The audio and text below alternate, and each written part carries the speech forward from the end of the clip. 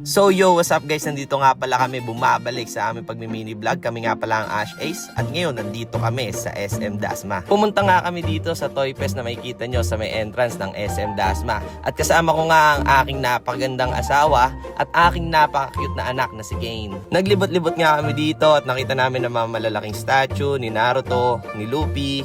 Si Luffy na galit, iba't ibang kulay ng Iron Man, mga robot. Nandito nga rin ang Star Wars, dinosaur na marunong mag-twerk, sila Mario at Luigi. Na-amaze nga rin ako sa mga collectibles dito, mga memorabilia, mga action figures, at iba't ibang mga bagay pa. Kasama nga rin dito ang mga NBA cards na graded, malaking Lego character, at malaking Captain America na hanggang tuhod lang ako. Kung susukatin ko siguro nasa mga, hindi ko alam, basta malaki siya. Tuwang-tuwa nga rin si Babe dito at sinapulan niya ako kung paano mag-aal si Hope. Ay, galit? Yung mas galit? Yung pinakagalit?